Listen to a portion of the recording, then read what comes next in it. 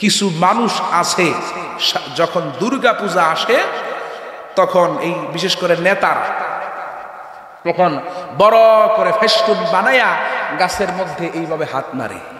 কথা বলেন ঠিক না ঠিক? আর বলে শারদীয় দুর্গা পূজার শুভেচ্ছা বলে, কি বলে না? মুসলমানের বাচ্চা হিন্দুদের পূজায় কখনো শারদীয় শুভেচ্ছা জানাতে পারে? এইটা শিরকের অন্তর্ভুক্ত। দুঃখজনক হলেও সত্য, আমরা কিছুদিন আগে দেখেছি কিছু, নাম বলবো না, ইসলামী সাইনবোর্ডধারী কিছু লোক হিন্দুদের মন্দিরে গিয়ে গীতা পাঠ করছে। কথা বলেন ঠিক না ঠিক? এরা আবার নিজেকে ইসলামী দল দাবি করে। আবার আমার জানা আছে অনেক ফেসবুকে স্ট্যাটাস দিছে ওই দলেরই কর্মী যে শারদীয় দুর্গাপূজার শুভেচ্ছা। তো আমি একটা কমেন্টের এই পোস্টের রিপ্লাই করলাম যে ভাই, আপনি শুভেচ্ছা জানালেন, মাথায় তো টুপি দেখা যায়, গায়ে তো পাঞ্জাবি, এরপরে গালে তো দাড়ি দেখা যায়, আপনি কেমনে শুভেচ্ছা জানালেন? পরের দিন দেখি আমার বলকে মেরে দিছে, শেষ, তোমার সাথে যোগাযোগ নেই।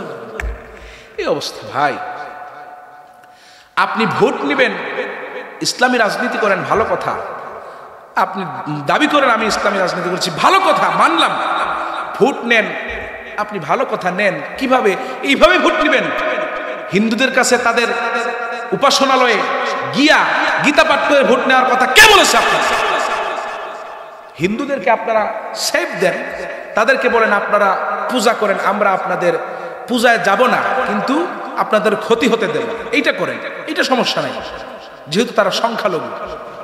কিন্তু এইটা না, ওই যে ভোটের আশায় একেবারে সব একেবারে দিয়া দেয়, আর আমাদেরকে বলে আমরা নাকি দালাল দালাল। আরে ভাই, সরকারের মধ্যে যেই সরকারি ক্ষমতায় আসুক না কেন, আমরা যারা রাজনীতি করি না, রাজনীতির সঙ্গে জড়িত না, আমরা যারা রাজনীতি করি না, আমরা যেই সরকার আসুক না কেন, আমরা তার সঙ্গে ভালো একটা সম্পর্ক রাখতে হবে আমাদের দাবি দাবা আদায়ের জন্য। যেহেতু আমরা রাজনীতি করি, কথা বুঝবেন, আমরা যেহেতু রাজনীতি করি না, সরকার যেই আসুক তার সঙ্গে আমরা ভালো আচরণ করা লাগবে, তবে তার জুলুমের সাথে সায় দেয়া যাবে না। এখন আমরা যখন তাদের পক্ষ নিলাম, এই তাদের সাথে সুসম্পর্ক রাখলাম, তখন তোমরা বলো আমরা হয়ে গেছি দালাল, আর তোমরা যখন থাকো তখন হয় হিকমত। কথা বলেন ঠিক না ঠিক? এই হিকমতের দরকার।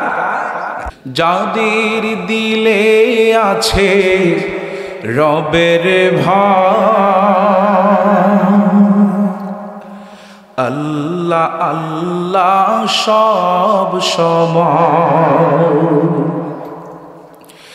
যাদের মনে আছে রবের ভয়,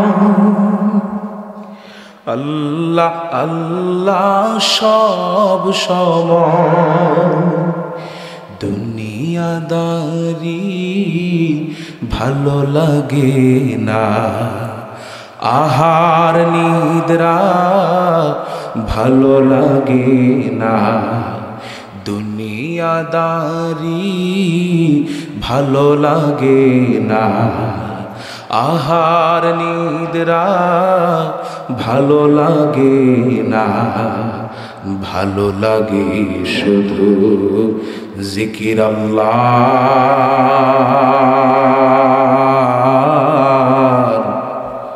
ভালো লাগে শুধু জিকির আল্লাহ, লা ইলাহা লা ইলাহা লা ইলাহা লা ইলাহা ইল্লাল্লাহ মুহাম্মাদুর রাসূলুল্লাহ সাল্লাল্লাহু আলাইহি ওয়াসাল্লাম।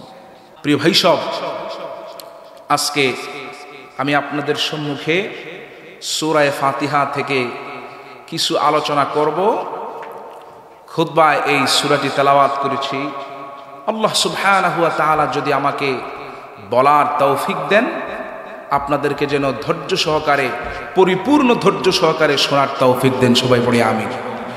দুঃখজনক হলেও সত্য, আমরা মাহফিল পরিপূর্ণ শুনি না।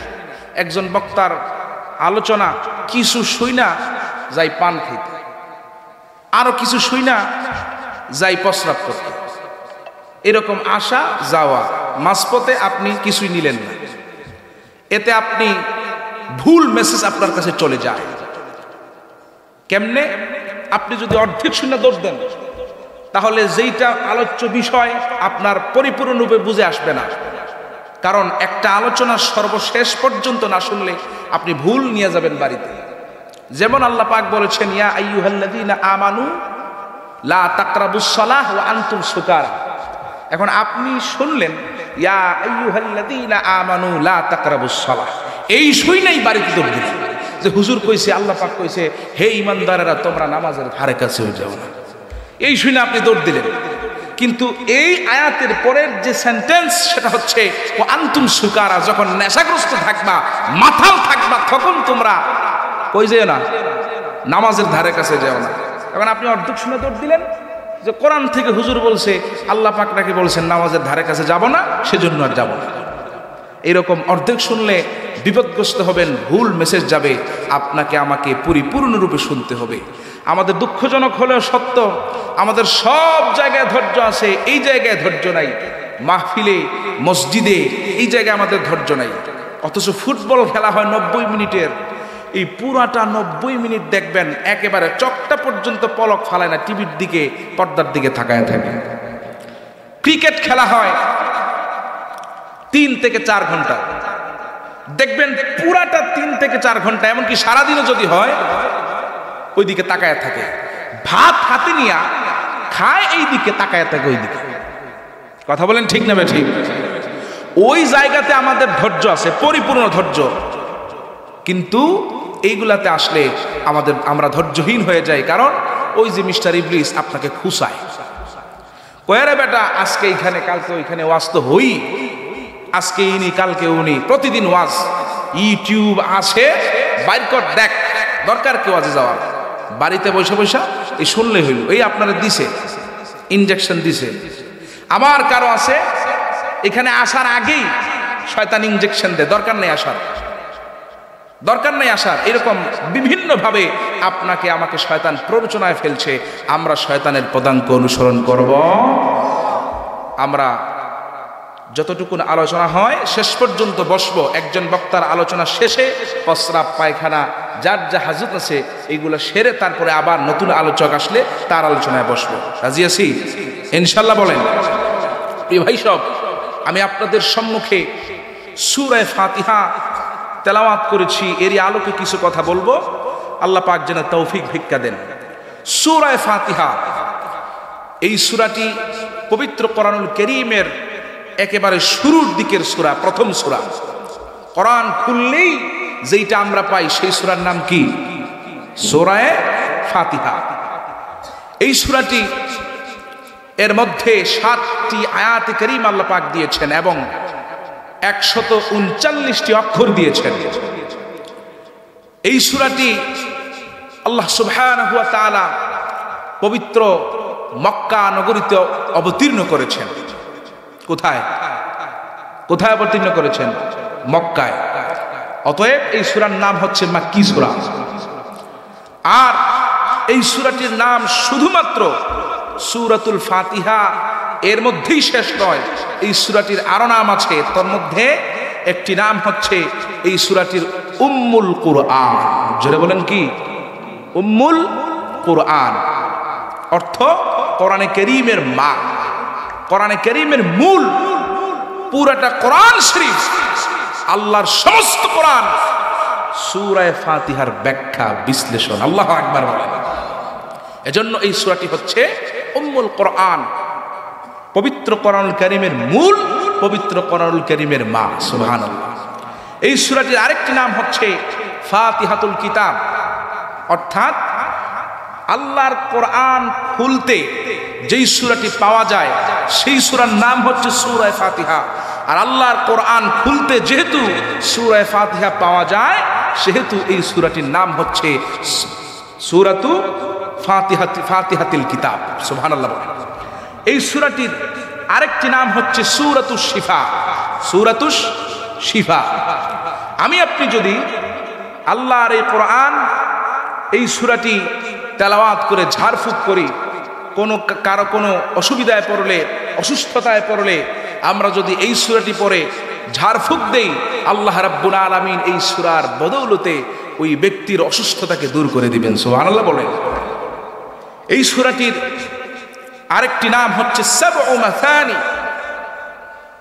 অর্থ হলো এই সূরাটি বারবার পঠিত 7টি আয়াতে কারিমা। আল্লাহর পৃথিবীতে এই সূরাটির 7টি আয়াতে কারিমা মানুষেরা যেই হারে প্রত্যেক দিন পাঠ করে, এই রকম কোনো কিছু আর পাঠ করে না। প্রত্যেক নামাজে সূরা ফাতিহা আছে না নাই? জোরে বলেন আছে না নাই? এই জন্য সাবউ মাসানি অর্থ হলো বারবার পঠিত 7টি আয়াতে কারিমা। আর বারবার পঠিত 7টি আয়াতে কারিমা বিধায় এই সূরাটির নাম হচ্ছে সাবউ মাসানি। সুবহানাল্লাহ। প্রিয় ভাই সব, এই সূরাটি মক্কায় অবতীর্ণ করেছেন, আবার কেউ কেউ বলেছেন মদিনায় অবতীর্ণ করেছেন। দুই দলের দ্বন্দ্ব আছে। তবে মক্কায় অবতীর্ণ হওয়ার ব্যাপারে মুফাসসিরিনে কেরামগণ অধিক মত দিয়েছেন। তারা একটা দলিল এই ব্যাপারে পেশ করেন কোরআনুল কারীম থেকে। আল্লাহ রাব্বুল আলামিন বলেন, ওয়ালাকাদ আতাইনাকা সাবআম মিনাল মাসানি ওয়াল কুরআনাল আযীম। জোরে বলি আল্লাহু আকবার। আল্লাহ রাব্বুল আলামিন ডেকে বলেন, গোলাম,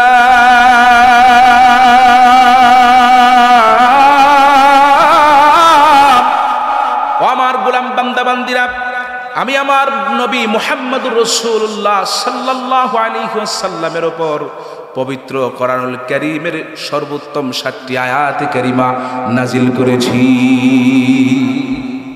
আর এই সূরাটি হচ্ছে সূরাতুল হিজরের একটি আয়াতে কারিমা। এই আয়াত, যেহেতু এই আয়াতটি সূরা হিজরের একটি আয়াত, আর সূরা হিজর আল্লাহ পাক মক্কায় অবতীর্ণ করেছেন।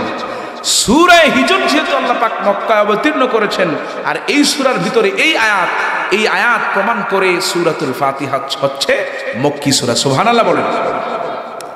ভাইরা আমার, বন্ধুরা আমার, এই সূরার অনেক ফজিলত রয়েছে, বিশাল বিশাল ফজিলত রয়েছে। সূরার তাফসিরে ঢোকার পূর্বে আমি আপনাদেরকে নিয়ে এই সূরার কিছু ফজিলত আলোচনা করব। আল্লাহ রাব্বুল আলামিন এই সূরার ভিতরে অসংখ্য অগণিত ফজিলত রেখে দিয়েছেন। হাদিসের মধ্যে এসেছে, বাইনামা জিবরিলু কাঈদুন ইনদা রাসূলিল্লাহি সাল্লাল্লাহু আলাইহি ওয়াসাল্লাম, হযরত জিবরাইল আলাইহিস সালাম যখন আল্লাহর হাবিবের কদম মোবারকের পাশে ছিলেন, হঠাৎ করে আল্লাহর হাবিব লক্ষ্য করলেন আকাশের মধ্যে বিকট একটি শব্দ হয়েছে। আল্লাহর হাবিব মুহাম্মদুর রাসূলুল্লাহ সাল্লাল্লাহু আলাইহি ওয়াসাল্লাম জিবরিলকে জিজ্ঞেস করলেন, রে জিবরিল, আকাশের মধ্যে এই রকম বিকট আওয়াজ করলো কিসের জন্য? কেন এই রকম বিকট আওয়াজ করলো? হযরত জিবরিল আলাইহিস সালাম বলতেছে, ইয়া রাসূলুল্লাহ, ইয়া হাবিবাল্লাহ, হাবিব,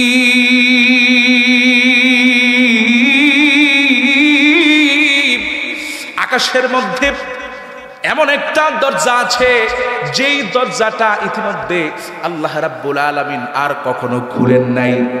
এই দরজাটা আল্লাহ রাব্বুল আলামিন আজকে খুলেছেন। আর কিছুক্ষণের ভিতরে এমন একজন ফেরেশতা আসবেন যিনি পৃথিবীতে এর আগে কখনো আগমন করেন নাই এবং আজকের পরে আর কখনো আগমন করবেন না। সুবহানাল্লাহ।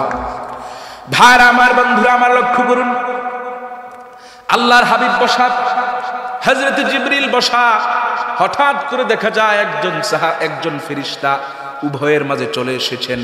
আল্লাহর হাবিব জিজ্ঞেস করলেন, আপনি কিসের জন্য আগমন করেছেন? আল্লাহর হাবিব যখন জিজ্ঞেস করলেন, সেই ফেরেশতা বলতেছে, ইয়া রাসূলুল্লাহ, ইয়া হাবিবাল্লাহ, আমি আপনার নিকট আগমন করেছি এই জন্য যে আমাকে আল্লাহ রাব্বুল আলামিন দুইটা বিষয় দিয়ে পাঠিয়েছেন, আপনার কাছে দুইটা নিয়ামত দিয়ে পাঠিয়েছেন। এক নম্বর নিয়ামত হলো সূরা বাকারার শেষ আয়াত কি? আল্লাহ রাব্বুল আলামিন বলেন, রব্বানা ওয়ালা তুহাম্মিলনা মা লা তাকাতা লানা বিহি ওয়া'ফু আন্না ওয়াগফির লানা ওয়ারহামনা আনতা মাওলানা ফানসুরনা আলাল কওমিল কাফিরিন। জোরে বলি আল্লাহু আকবার। এক নম্বর নিয়ামত হলো সূরা বাকারার শেষাংশ, শেষ আয়াতে কারিমা। আর দুই নম্বর যে নিয়ামত হলো হাবিব রে, সেইটা আর কিছু নয়, সেইটা হলো সূরা ফাতিহা। ওই ফেরেশতা বলতেছে, হাবিব এই সূরাটি পড়ে যদি আপনার কোনো উম্মত, আল্লাহর কোন বান্দা আল্লাহ পাকের কাছে কিছু চায়, যা চাইবে সব কিছু আল্লাহ পাক এই দুইটা আয়াতের, এই কয়েকটি আয়াতের এই দুই জায়গার নিয়ামতের কারণে, দুই জায়গার বরকতের কারণে, ফজিলতের কারণে আল্লাহ পাক ওই বান্দাকে তাই দিয়া দিবেন। আল্লাহু আকবার বলেন। আমরা চাইলেও পাই না। কেন পাই না? কারণ আমরা আল্লাহ পাককে ডাকতে জানি না, চাওয়ার মতো চাইতে জানি না। যদি জানতাম, যদি ডাকার মতো ডাকতে জানতাম, তাহলে হযরতে ইব্রাহিম আলাইহিস সালাম যেভাবে পেয়েছিলেন আমরাও ঠিক ওইভাবেই পাইতাম। কথা বলেন ঠিক না বেঠিক? হযরতে ইব্রাহিম আলাইহিস সালামকে যখন নমরুদের আগুনের মধ্যে ফেলে দেওয়া হলো, নমরুদের আগুনের মধ্যে ফেলে দেওয়া হলো, ফেরেশতারা আসলেন চতুর্দিক থেকে, এসে জিজ্ঞেস করলেন, ইব্রাহিম আলাইহিস সালাম আপনাকে আমরা একটু সাহায্য করি। হযরত ইব্রাহিম বলতেছে, কেন আপনারা সাহায্য করবেন? কিসের জন্য? আল্লাহ রাব্বুল আলামিন কি আমাকে দেখেন না? সুবহানাল্লাহ বলবেন না? তিনি যদি আমাকে সাহায্য করেন তবেই যথেষ্ট, নতুবা আমি যদি আগুনে জ্বলে তিনি খুশি হন, এইটা আমার জন্য যথেষ্ট। সুবহানাল্লাহ বলবেন না? প্রিয় ভাইরা আমার, হযরত ইব্রাহিম আলাইহিস সালামের তাওয়াক্কুল ছিল, কি পরিমাণ তাওয়াক্কুল ছিল, কি ইয়াকিন ছিল, আল্লাহর প্রতি বিশ্বাস ছিল। তিনি ইয়াকিন করে বসে আছেন। আল্লাহ রাব্বুল আলামিন সরাসরি আগুনকে হুকুম করলেন। আল্লাহ রাব্বুল আলামিন বলেন, ইয়া নারু কুনি বারদান ওয়া সালামান আলা ইব্রাহিম। জোরে বলি আল্লাহু আকবার। আল্লাহ রাব্বুল আলামিন আগুনকে হুকুম করলেন, আগুন রে তুমি আমার ইব্রাহিমের জন্য শীতল ঠান্ডা হয়ে যাও। আগুন আল্লাহর হুকুমে হযরত ইব্রাহিম আলাইহিস সালামের একটি পশম পর্যন্ত জ্বালাতে পারে না। আল্লাহ রাব্বুল আলামিন এইভাবে যারা তাকে ডাকে, যারা তাকে আহ্বান করে, তাদেরকে আল্লাহ রাব্বুল আলামিন এইভাবেই সাহায্য সহযোগিতা করেন। ডেকেছিলেন আমাদের হযরতে শাহজালাল মুজাররাদে ইয়ামনি। আপনারা চিনেন না? চিনেন না? হযরতে শাহজালাল ইয়ামনি রাহমাতুল্লাহ আলাইহি তিনি আহ্বান করেছিলেন আল্লাহ পাককে।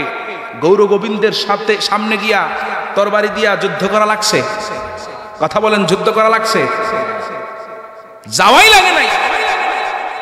আজান দিয়েছিলেন, আজানের ধ্বনিতে গৌর গোবিন্দের বড় বড় প্রাসাদ খসে পড়েছিল। সুরমা পার হয়েছিলেন কি দিয়া?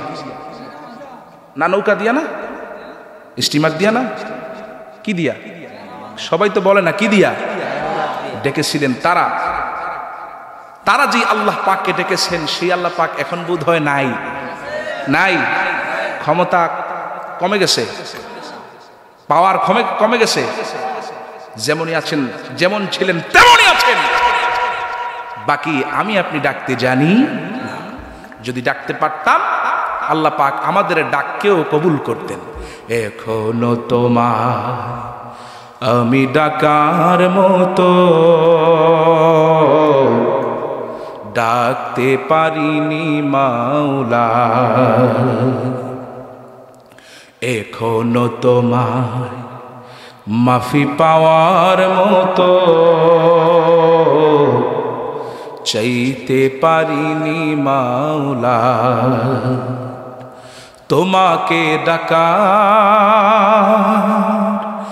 পাপকে মুছা,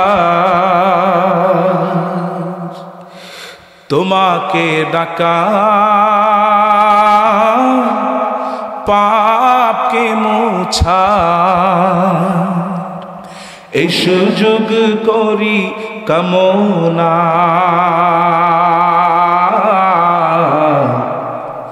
এতটুকুই ওগো এই মিনতি, আর তো কিছুই চাই না। মারহাবা বলেন। আল্লাহ পাককে ডাকার মতো ডাকতে হবে, আর আমি আপনি যদি এইভাবে ডাকতে পারি তবেই আল্লাহ পাক আমার আপনার ডাককে, আহ্বানকে কবুল করবেন। এজন্য এই সূরাটি কেউ যদি তেলাওয়াত করে, আর সূরা বাকারার শেষ আয়াত যদি কেউ তেলাওয়াত করে, আল্লাহ পাকের কাছে চায়, আল্লাহ সুবহানাহু ওয়া তাআলা ওই ব্যক্তিকে তার চাওয়া অনুযায়ী তা দিয়ে দিবেন। সুবহানাল্লাহ বলেন। ভাইরা আমার, বন্ধুরা আমার, হযরতে আবু সাঈদ খুদরী রাদিয়াল্লাহু তাআলা আনহু থেকে বর্ণিত, তিনি বলেন, সফরের কালে আমরা কয়েকজন সাহাবী মিলে সফর করতে বাহির হলাম। সফর করতে করতে রাত্র হয়ে গেল গভীর। আমরা আর সামনের দিকে এগোলাম না। রাত্র গভীর হয়ে যাওয়ার কারণে আমরা সেই জায়গায় বিশ্রাম নিলাম, অবস্থান করলাম। ফজরের ওয়াক্ত হয়ে গেল, নামাজ পড়লাম। নামাজ পড়ে যখন আবার রওনা দিব, কোত্থেকে জানি একটা ছোট্ট মেয়ে আমাদের কাছে আসলো, এসে বলল, আপনাদের মধ্যে কি কেউ ঝাড়ফুঁক জানেন, ভালো ঝাড়ফুঁক করতে পারেন? কেউ বলল, না না না, আমরা কি এইসব জানি না। ওই ছোট্ট মেয়ে বলতেছে, আমাদের এলাকার, আমাদের জনপদের বাদশা যিনি, রাজা যিনি, তিনি তাকে সাপে ধ্বংসন করেছে। আপনাদের মধ্য থেকে কেউ যদি ঝাড়ফুঁক জানেন তাহলে আমার সঙ্গে আসেন, আমরা আপনাদের মাধ্যমে ওই বাদশার চিকিৎসা করব। কেউ যাচ্ছে না। হঠাৎ করে একজন সাহাবী হাত তুললেন। তিনি যখন হাত তুললেন, সাহাবায়ে কেরামগণ আশ্চর্য হয়ে গেলেন। এই ব্যক্তিকে তো কখনো ঝাড়ফুঁক করতে দেখা যায় নাই, আজকে দেখি সেই ব্যক্তি হাত তুলল। কেমন ঝাড়ফুঁক থেকে শিখল? সেই সাহাবী হাত তোলার পরে ওই মেয়েটির সঙ্গে চলে গেলেন। সেখানে যাওয়ার পরে ওই মেয়েটি বাদশার সামনে হাজির করলো। অনেক উজা সাপ যারা ঝাড়ে নামায়, তাদেরকে নেওয়ার পরেও সাপের বিষ নামে নাই। ওই সাহাবীকে নেওয়ার পরে ওই সাহাবী যখন সেই জায়গার মধ্যে অবস্থান করলেন, আর আল্লাহর কোরআন থেকে কিছু তেলাওয়াত করলেন। তেলাওয়াত করে ওই সাপে যেই জায়গায় ধ্বংসন করেছে সেই জায়গার মধ্যে তিনি একটু ফু করে দিলেন, ফুঁক মেরে দিলেন। ফুঁক মারতে দেরি হলো, ওই ব্যক্তির সাপের বিষ সাথে সাথে নামতে দেরি হলো না। ফুঁক মারতে দেরি হয়েছে, সাপের বিষ নামতে দেরি হয় নাই। এখন সেই বাদশা খুশি হইয়া, মারাত্মক খুশি হয়েছে। খুশি হইয়া, কারণ জীবন বেঁচে গেছে। সাপের বিষে কিছুক্ষণ পর মারা যাইত, জীবন বাঁচার কারণে খুশি হইয়া ওই বাদশা কি করলো, ওই সাহাবীকে 30টা বকরি দিল। কয়টা? 30টা বকরি উপহার দিল, এবং বলল, আপনি একটা কাজ করেন, এই 30টা বকরি নিয়ে চলে যান। আর সাথে তার সহপাঠীদের জন্য, সাহাবায়ে অন্যান্য সাহাবীদের জন্য একেবারে পেয়ালা ভর্তি দুধ দিয়ে দিল। সাহাবায়ে কেরাম যখন এইসব দেখলেন যে ওই সাহাবী 30টা বকরি নিয়ে আসতেছে আর সাথে পেয়ালা ভর্তি দুধ নিয়ে আসতেছে, আশ্চর্য হয়ে গেলেন। কিরে, কেমনি কি? সুবহানাল্লাহ বলবেন না? আসার পরে জিজ্ঞেস করলেন, ভাই আপনাকে তো কখনো ঝাড়ফুঁক করতে দেখি নাই, তো আপনি গেলেন আবার সাথে করে বকরি নিয়ে আসলেন, এগুলা পাইলেন কই, আর ওইখানে গিয়েই বা কি করলেন? তিনি বললেন, আমি গেলাম, আল্লাহর কোরআন থেকে কিছু আয়াতে কারিমা তেলাওয়াত করলাম, যেই জায়গায় সাপে ধ্বংসন করেছে সেই জায়গায় আমি কি করলাম, একটু ফুঁক মেরে দিলাম। ফুঁক মারতে দেরি হয়েছে, বাদশা ভালো হইতে দেরি হয় নাই। তখন সাহাবায়ে কেরামগণ আশ্চর্য হয়ে গেলেন, আপনি কি পড়লেন? তখন তিনি বলতেছেন, আমি আর কিচ্ছু পড়ি নাই, আমি আল্লাহর কোরআন থেকে সূরা ফাতিহা পড়ে ফু দিয়েছি। সুবহানাল্লাহ। সাহাবীরা ঝাড়ফুঁক করে কোনো হাদিয়া গ্রহণ করা যাবে কিনা তখনও পর্যন্ত জানতেন না, এটা জায়েজ নাকি না জায়েজ। কারণ হাদিয়া দিছে না, 30টা বকরি দিছে না। চলে গেলেন রাসূলুল্লাহর দরবারে, আল্লাহর হাবিবকে। আল্লাহর হাবিবের কাছে গেলেন, গিয়ে জিজ্ঞেস করলেন, হাবিবের আপনার সাহাবী ঝাড়ফুঁক করে 30টা বকরি উপহার পেয়েছে, সাথে দুধ, পেয়ালা ভর্তি দুধ পেয়েছে, আমরা কি সেইটা ভক্ষণ করতে পারবো? হযরত নবী করিম সাল্লাল্লাহু আলাইহি ওয়াসাল্লাম জিজ্ঞেস করলেন, ও আমার সাহাবীরা, আমার সাহাবী কি করে ঝাড়ফুঁক করেছিল? সাহাবায়ে কেরামগণ বললেন, সে সূরা ফাতিহা তেলাওয়াত করে, আল্লাহর কোরআন তেলাওয়াত করে ঝাড়ফুঁক করেছিল, যার বিনিময়ে ওই ব্যক্তি তাকে হাদিয়া দিয়েছে। আল্লাহর হাবিব বললেন, যেহেতু আল্লাহর কালাম পড়ে ঝাড়ফুঁক করেছে সেহেতু কোনো সমস্যা নাই। ও আমার সাহাবীরা, তোমরাও এই বকরি থেকে, এই দুধ থেকে পান করো, আর যদি অবশিষ্ট কিছু থাকে আমাকেও দিয়ে দাও, তোমরাও নেও, আমারেও দাও। সুবহানাল্লাহ। কিন্তু দুঃখের বিষয়, কিছু ফতুয়াবাজ বাহির হয়েছেন, ঘুমটাওয়ালা শায়েখ। কিওয়ালা? কয় যে ঝাড়ফুঁক জায়েজ নাই, এইটা জায়েজ নাই, ওইটা বেদাত, ওইটা হেন, ওইটা তেন, ওইটা হারাম। কত ফতুয়া যে বাহির করছে। প্রিয় ভাই সব, ইউটিউব থেকে ফতুয়া নেবেন না। আচ্ছা, আপনারা কি অসুস্থ হলে, মনে করেন আপনার ছেলের অথবা আপনার নিজের পেটের ভিতরে কিংবা গায়ের কোনো জায়গায় টিউমার হয়েছে, এখন আপনি ইউটিউব বাইর করলেন, বাহির কইরা ইউটিউব থেকে কিছু সার্জারি মার্জারি দেখলেন যে এই ইনজেকশন মারতে হবে, ওই ইনজেকশন মারতে হবে, এবার নিজে নিজে টিউমারের জায়গায় ইনজেকশন মারলেন, নিজে নিজে কি সার্জারি করবেন? জোরে বলেন, করবেন? আপনারটা করতে পারেন, নিজের সন্তানেরটা করবেন? জোরে বলেন, কখনো করবেন? তো ইউটিউব থেকে ফতোয়া নেন কা? ইউটিউব কি ফতোয়া নেওয়ার জায়গা? এই মাহফিলে অনেকে প্রশ্ন করে যে হুজুর এইটা কি, ওইটা কি। আমি বলি, বেটা, এতক্ষণ ওইখানে বসেছিলাম, প্রশ্ন করতে মন চায় নাই, এখন মাহফিলে আসছি, এখন প্রশ্ন করছো কা? ওইখানে তো বসেছিলাম, ওইখানে প্রশ্ন করো নাই কেন? মাহফিল তো প্রশ্ন উত্তরের জায়গা না। কথা বলেন ঠিক না ঠিক? ফতোয়া জিজ্ঞেস করতে চাও, মুফতির কাছে যাও, লিখিত ফতোয়া আনো, টাকা দাও, তারপরে ফতোয়া আনো। ভাইরা আমার, বন্ধুরা আমার, এইরকম করে করে এই সূরাটির অনেক ফজিলত রয়েছে। আরেকটা হাদিস আপনাদেরকে শোনায় দেই। হযরত উবাই ইবনে কাব রাদিয়াল্লাহু আনহু, তিনি একবার নামাজের মধ্যে আছেন, নামাজরত অবস্থায় আল্লাহর হাবিব তাকে আহ্বান করলেন। হযরত উবাই ইবনে কাব রাদিয়াল্লাহু আনহু, তিনি নামাজ পড়তেছেন, সালাম ফিরিয়ে আল্লাহর হাবিবের কাছে চলে গেলেন। আল্লাহর হাবিব জিজ্ঞেস করলেন, রে উবাই ইবনে কাব, তুমি কই ছিলা? হযরত উবাই ইবনে কাব বলতেছে, ইয়া রাসূলুল্লাহ, ইয়া হাবিবাল্লাহ, হাবিব,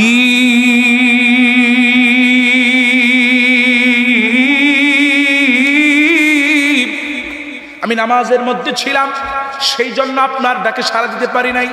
আল্লাহর হাবিব বললেন, ও আমার উবাই ইবনে কাব রে, তুমি নামাজের মধ্যে থাকো, আর যার মধ্যেই থাকো না কেন, আল্লাহ এবং তার রাসূল যখন কাউকে আহ্বান করবে, নামাজ ছেড়ে দিলে হলেও তার ডাকে সাড়া দিতে হবে।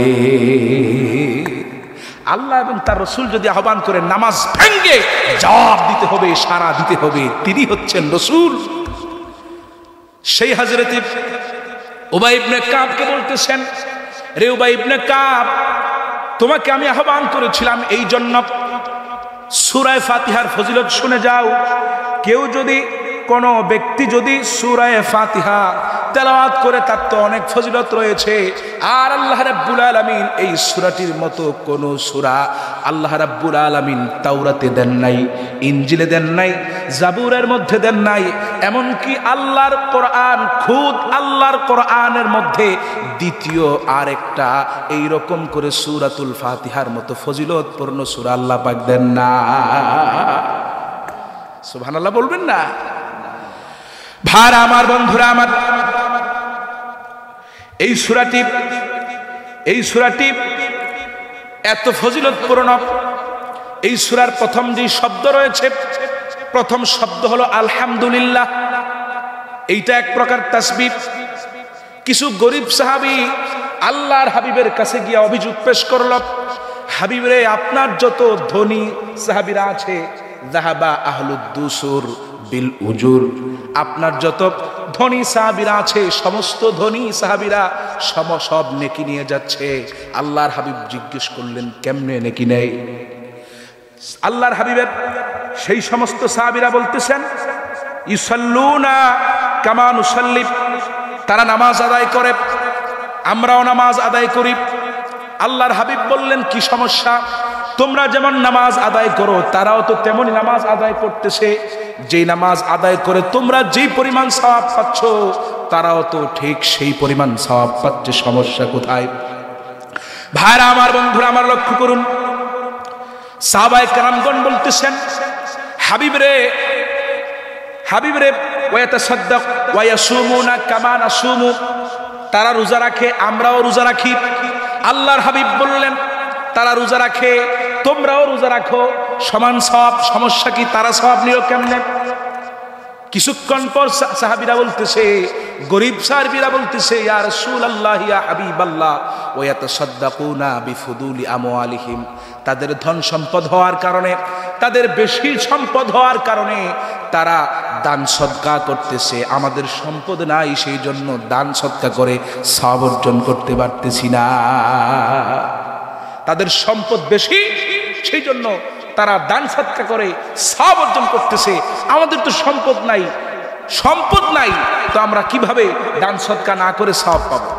আমরা তো তাদের সমান হইতেছি না। আল্লাহর হাবিব বললেন ও আমার সাহাবীরা তোমরা একটু চুপি চুপি আমার কাছে চলে আসবা। সাহাবায়ে কেরামগণ গরীব সাহাবীরা চুপি চুপি আবার আল্লাহর হাবিবের কাছে চলে গেলেন। সেখানে যাওয়ার পরে আল্লাহর হাবিব বললেন বিকুল্লি তাসবিহাতিন সাদাকা, প্রত্যেক সুবহানাল্লাহ একটা সাদাকার সওয়াব। সুবহানাল্লাহ বলবেন না? আল্লাহর হাবিব আবার বললেন বিকুল্লি তাহলিলাতিন সাদাকা, প্রত্যেক লা ইলাহা ইল্লাল্লাহ একটা সাদাকা।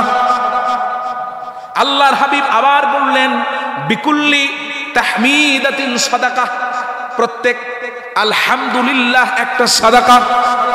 আল্লাহর হাবিব আবার বললেন ওয়া বিকুল্লি আমর বিল মারুফ সাদাকা, প্রত্যেক সৎ কাজের আদেশ এক একটা সাদাকা। ওয়া বিকুল্লি নাহি আনিল মুনকার সাদাকা, প্রত্যেক নিষেধ করা খারাপ কাজে নিষেধাজ্ঞা জারি করা এইটাও সাদাকা। শেষে এসে আল্লাহর হাবিব বললেন ওয়া ফি বুদুই আহাদুকুম সাদাকা, তোমাদের কেউ যখন হালাল স্ত্রীর সঙ্গে সহবাস করে এইটাও সাদাকা। সুবহানাল্লাহ বলেন। সাহাবীরা বললেন হুজুর সব বুঝলাম, সুবহানাল্লাহ সাদাকা, আলহামদুলিল্লাহ সাদাকা, লা ইলাহা ইল্লাল্লাহ সাদাকা, আমর বিল মারুফ সাদাকা, নাহি আনিল মুনকার সাদাকা, কিন্তু শেষেরটা হালাল স্ত্রীর সঙ্গে সহবাস করলাম এইটা আবার কেমনে সাদাকা হয়? এইটা তো আমাদের দৈহিক চাহিদা মেটানোর জন্য, খায়সাত মেটানোর জন্য একটা বিষয়, একটা মাধ্যম, এইটার মধ্যে আবার সাদাকা হয় কেমনে, সওয়াব হয় কেমনে? আল্লাহর হাবিব বললেন বুঝো নাই? তাহলে বুঝো, এই একই কাজ যদি কেউ হারাম পন্থায় করে, অবৈধ পন্থায় করে, তাহলে তার জন্য জেনার মতো, ব্যভিচারের মতো বড় গুনাহ, কবিরা গুনাহ তার ঘাড়ে দেয়া হয়। আর এই একই কাজ কেউ যদি হালাল পন্থায় করে, আল্লাহ পাক কি আহকামুল হাকিমিন নন? আল্লাহ পাক কি ন্যায় বিচারক নন? এই একই কাজ কেউ যদি হালাল পন্থায় করে, আল্লাহ রাব্বুল আলামিন ওই ব্যক্তিকে এক একটা সাদাকা পরিমাণ সওয়াব দিয়া দিবেন। সুবহানাল্লাহ বলবেন না? ভাইরা আমার, বন্ধুরা আমার, ওই গরিব সাহাবীরা সেই জায়গা থেকে গিয়া এই আমলগুলা করতেছে চুপি চুপি, ধনী সাহাবীদের ধরা দিচ্ছে না। ধনী সাহাবীরা দূর থেকে লক্ষ্য করলো, গরিব সাহাবীরা চুপি চুপি কিছু আমল করতেছে। তারা একটু পিছু নিল, সিপাহী লাগালো, সিআইডি লাগালো। সুবহানাল্লাহ বলবেন না? যে গরিবরা কি আমল করে এইটা একটা খোঁজ নিয়ে দেখা লাগবে। তারা সিআইডি লাগাইলো, তারা সিপাহী লাগাইলো যে কি কাজ করতেছে, কি আমল করতেছে। শুধু দেখি কোনায় বৈশা, লুকায়া চিপায় চাপায় বৈশা, শুধু কি জানি পড়ে, কি করে। তো সিআইডি লাগানো। এক পর্যায়ে কয়েকজন গরিব সাহাবীর সাথে যখন মিলিত হলো, যখন তারা আসে, ধনী সাহাবীরা আসে, তখন গরিব সাহাবীরা আর পড়ে না, বৈশা থাকে এইভাবে। কিরে তুমি না এতক্ষণ কি জানি ভিড় করতেছিলা, এখন অফ হয়ে গেল কেন? কই কোথায়? হু দেয়নি। সুবহানাল্লাহ বলবেন না, কারণ সমান সমান হইতে হবে না। আল্লাহু আকবার বল। এখন ওরা যখন চলে যায় আবার সুবহানাল্লাহ, আলহামদুলিল্লাহ, লা ইলাহা ইল্লাল্লাহ, আল্লাহু আকবার, এইরকম তাসবিহ পড়তেছে। কিন্তু কিছুদিন যাওয়ার পরে ধনী সাহাবীরা কেমনে জানি এটা খবর লাগায় নিছে, গরিব সাহাবীরা সাদাকার সওয়াব নেওয়ার জন্য চুপি চুপি এই তাসবিহগুলো পাঠ করে। সুবহানাল্লাহ বলবেন। এবার ধনীরাও শুরু করে দিয়েছে, তারাও পড়ে। এবার গরিবরা আল্লাহর হাবিবের কাছে গেল, গিয়ে জিজ্ঞেস করলো, হাবিব আপনি আমাদেরকে বললেন যে এই কাজ করলে সাদাকার সমান সাদাকার সওয়াব পাওয়া যায়, এখন তো আপনার ধনী সাহাবীরাও শুরু করে দিয়েছে, তো আমাদের লাভটা হইল কি? সুবহানাল্লাহ বলবেন না। তারা তো এইখানেও পাচ্ছে ওইখানেও পাচ্ছে। আল্লাহর হাবিব বললেন, আমার সাহাবীরা শোনো, এইটা আল্লাহ পাক তাদের প্রতি বিশেষ অনুগ্রহ করেছেন, তোমরা রাগ করো না, তোমরা বেজার হও না, তাদের প্রতি খুশি হও, আল্লাহ পাক সবাইকে ভরপুর করে দিবেন। সুবহানাল্লাহ বলেন। ভাইরা আমার, বন্ধুরা আমার, শুধু তাই নয়, এই সূরাটির আরো ফজিলত আছে। আজকে মনে হয় ফজিলত কই শেষ হয়ে যাবে, শুনবেন না আপনারা? ভাইরা আমার, বন্ধুরা আমার, এই সূরাটির আরো ফজিলত রয়েছে। সাবাবুন ফি মাগফিরাতুয যুনুবি ওয়া হালবির রিজিক।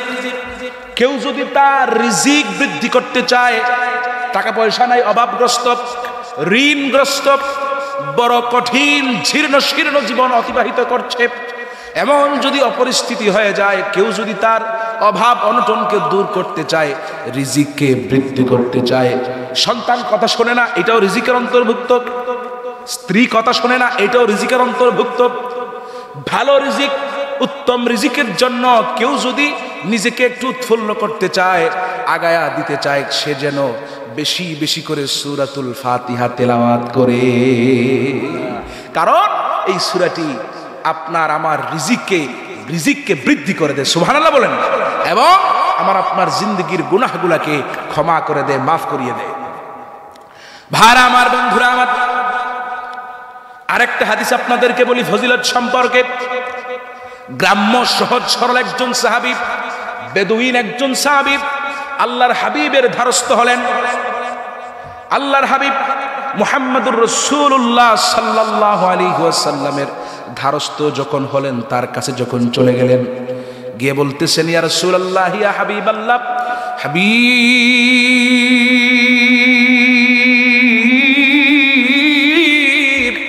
আপনি আমাকে কিছু আমল শিক্ষা দেন, যেটা আমার নিজের উপকার হয়, নিজের লাভ হয়, এমন একটা আমল শিক্ষা দেন। আল্লাহর হাবিব বললেন, ও আমার সাহাবী, কুল সুবহানাল্লাহ, তুমি সুবহানাল্লাহ পড়ো। কুল আলহামদুলিল্লাহ, তুমি আলহামদুলিল্লাহ পড়ো। কুল লা ইলাহা ইল্লাল্লাহ, তুমি লা ইলাহা ইল্লাল্লাহ পড়ো। কুল আল্লাহু আকবার, তুমি আল্লাহু আকবার পাঠ করো। সহজ সরল সাহাবী, গ্রাম্য বেদুইন সহজ সরল সাহাবী, তিনি আর ডান দিক তাকালেন না, বাম দিক তাকালেন না, সামনের দিক তাকায়া এই তাসবিহ পড়তেছেন আর চলে যাচ্ছেন এইভাবে, সুবহানাল্লাহ, আলহামদুলিল্লাহ, লা ইলাহা ইল্লাল্লাহ, আল্লাহু আকবার, সুবহানাল্লাহ, বলেন না সুবহানাল্লাহ, আলহামদুলিল্লাহ, লা ইলাহা ইল্লাল্লাহ, আল্লাহু আকবার, এইরকম করে করে তিনি চলে যাচ্ছেন। কিন্তু আমার দেশেও তাসবিহ পড়া হয়। নামাজ পড়ে দেখবেন, আসরের নামাজ পড়ে, মাগরিবের নামাজের পরে, ফজরের নামাজ পড়ে, মুসল্লিরা, ইমাম সাহেবেরা তাসবিহ পড়ে। এই যে তাসবিহ আমরা পাঠ করলাম, এই তাসবিহর মধ্যে গ্যাপ আছে, গ্যাপ, আস্তে আস্তে ধীরে স্থিরে পড়ি। কিন্তু আসরের পর কিছু ইমাম সাহেবরা, এলাকার যারা ইমাম সাহেব আছেন, আপনারা আবার রাগ করেন না, আমি সবার গড় বলতেছি, কিছু ইমাম সাহেবরা কি করেন দেখবেন, আবার মুসল্লিরাও হাতের মধ্যে এইভাবে কথা বলেন, ঠিক না বে ঠিক? আচ্ছা বলেন, এই এত স্পিডে আপনি কি বলবেন? সুবহানাল্লাহ বলবেন নাকি আর কিছু বলবেন? সম্ভব না, গ্যাপ দিতে হবে, এইভাবে পড়া যাবে না। এইটা তামাশা, তাসবিহের সঙ্গে তামাশা করা। আপনি কি এমন হাসিল করে ফেলছেন এত স্পিডে তাসবিহ পড়া? আবার কিছু আছে, এই বক্তা স্টেজে উঠছে, আমি দেখলাম, নাম বলবো না, আপনারাও চিনবেন যদি একটু খেয়াল করেন, দেখবেন স্টেজে উঠছে, কথা বলতেছে, আবার হাতে তাসবিহ। ওরে বাপ রে বাপ, তুমি কোন জায়গার পীর আসছো, কোন জায়গার কি আসছো? তুমি কথাও বলবা, তাসবিহ করবা, তোমার কলব কি দুইটা, জবান কি দুইটা? আছে না নাই? এটা তামাশা, তামাশা, লোক দেখানো, রিয়া। এইসব থেকে আমাদেরকে আল্লাহ পাক হেফাজত করুন। তাসবিহ পড়বো গ্যাপ নিয়ে নিয়ে, আস্তে আস্তে, ধীরস্থির। ভাইরা আমার, বন্ধুরা আমার, ওই সাহাবী চলে যাচ্ছেন, গ্রাম্য গরিব সাহাবী, সহজ সরল বেদুইন সাহাবী। তিনি আবার কিছুক্ষণ পর আল্লাহর হাবিবের ধারস্থ হলেন, জিজ্ঞেস করলেন, হাবিব রে, আপনাকে আমি বললাম আমার যাতে উপকার হয় এমন কিছু শিক্ষা দেন। এইখানে যা পড়তেছি সব তো আল্লাহর জন্য, আমার জন্য না। সুবহানাল্লাহ বলবেন। এখানে যা পড়তেছি সব তো আল্লাহরে ডাকতেছি, তো আমার লাভটা হইল কি? আমি তো বললাম আমার যাতে উপকার হয় এইরকম কিছু একটা শিখায়, তা আপনি দিলেন শিখাইয়া যেটাতে আমার লাভ নাই, সব তো আল্লাহর জন্য, তো আমি পাইলাম তো। আল্লাহর হাবিব একটু মুস্কি হাসলেন, কারণ সহজ সরল তো আছে না, এরকম আমাদের গ্রামের কিছু মানুষ সহজ সরল আছে না, আছে কি নাই? আবার কিছু আছে খুবই পাকনা, ওরে বাপ রে বাপ, এই বাড়ির খায়, আবার শেষে যাওয়ার সময় প্লেটটা কানা করে দিয়ে যায়, আছে না নাই? এরকম মুরব্বী পাকনা আছে নাই? আছে। প্রিয় ভাই সব, উনি ছিলেন সহজ সরল, গ্রামের কিছু মানুষ সহজ সরল হয়, বেশিরভাগ মানুষ। তো আল্লাহর হাবিব মুস্কি হাসলেন, হাসার পরে আবার বললেন, ও আমার সাহাবী, তুমি যখন এই সুবহানাল্লাহ বলো, আল্লাহ পাক তখন বলেন সাদাক্তা, তুমি সত্য বলেছো। সুবহানাল্লাহ বলবেন না? তুমি যখন বলো আলহামদুলিল্লাহ, আল্লাহ পাক তখন বলেন সাদাক্তা, তুমি সত্য বলেছো। এইভাবে যতবার তুমি এই তাসবিহগুলো পাঠ করো, আল্লাহ পাক বলেন সাদাক্তা, তুমি সত্য বলেছো। সুবহানাল্লাহ বলবেন না? তো আল্লাহর সঙ্গে তোমার কথোপকথন হচ্ছে, তুমি আল্লাহকে বলতেছো সুবহানাল্লাহ, আল্লাহ মহান, আল্লাহ পবিত্র, আল্লাহ বলছেন তুমি সত্য বলেছো। আল্লাহর সঙ্গে তোমার কথোপকথন হচ্ছে, এর চাইতে লাভ, এর চাইতে উপকার আর কি হতে পারে? সুবহানাল্লাহ। তখন ওই সাহাবী বললেন, হাবিব, আমি আমার লাভটা বুঝতে পারছি। এবার মৃত্যু পর্যন্ত সেই সাহাবী এই আমল ছাড়েন। ভাইরা আমার, বন্ধুরা আমার, এতক্ষণ বললাম ফজিলতের কথা। আমরা কিছুক্ষণ এই সূরার ভিতরে ঢুকি, তাফসিরে ঢুকব। কেউ জবান বন্ধ রাখবেন না, সবাই আমার সঙ্গে তেলাওয়াত করেন, না হলে পরে পস্তাতে হবে। আমি বলবো কেন পস্তাবেন, সবাই তেলাওয়াত করেন। আউযু বিল্লাহি মিনাশ শাইতানির বিসমিল্লাহির রহমানির রহিম। আলহামদুলিল্লাহি রাব্বিল আলামিন আর রহমানির রহিম। মালিকি ইয়াউমিদ্দিন। ইয়্যাকা না'বুদু ওয়া ইয়্যাকা নাস্তাঈন। ইহদিনাস সিরাতাল মুস্তাকিম। সিরাতাল লাযীনা আন'আমতা আলাইহিম গায়রিল মাগদুবি আলাইহিম।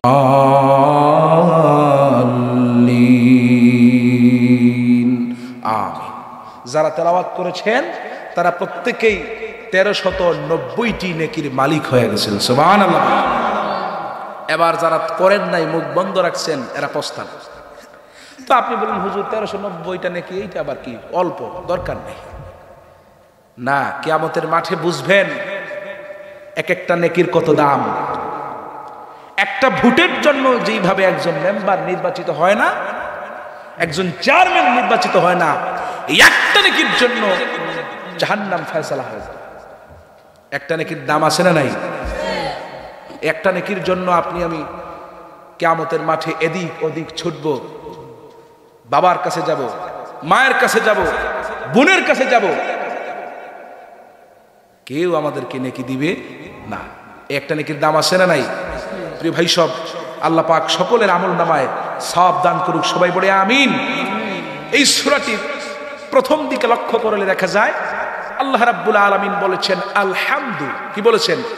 আলহামদু। যারা মাদ্রাসা পড়ুয়া আছেন, মাদ্রাসায় পড়াশোনা আছে কিছু, তারা বুঝবেন এই আলহামদু শব্দটির প্রথম যে আলিফ লাম, আলিফ লাম, এইটা হচ্ছে মারেফা। কি? মারেফার একটি আলামত। আর এইটা বলতে নির্দিষ্ট হয়ে গেছে, অর্থ হলো সমস্ত প্রশংসা, সমস্ত প্রশংসা। শুধুমাত্র যদি হতো হামদুলিল্লাহ, তখন অর্থ হলো প্রশংসা আল্লাহর জন্য। যেহেতু হয়েছে আলহামদুলিল্লাহ, এর অর্থ হলো সমস্ত প্রশংসার মালিক যিনি, তিনি কে? এখন আল্লাহ পাক বলছেন সমস্ত প্রশংসার মালিক হচ্ছি আমি আল্লাহ সুবহানাহু ওয়া তাআলা।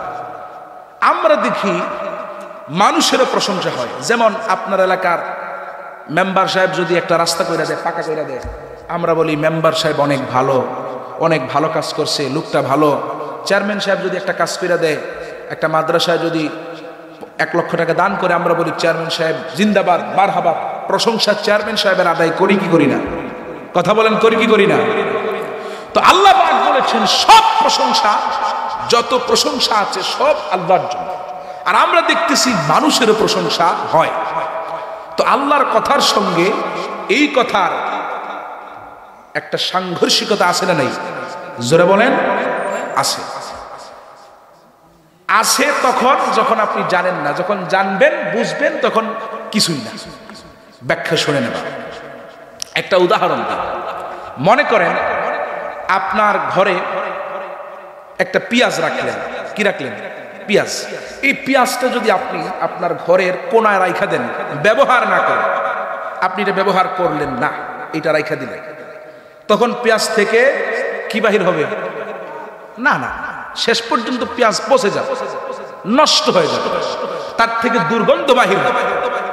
আমি আপনি মানুষের প্রশংসা আদায় করলে মূলত ওই মানুষের প্রশংসা আদায় হয় না, আল্লাহর দিকে যায়, ওইটা আল্লাহর প্রশংসা হয়। কেমনে?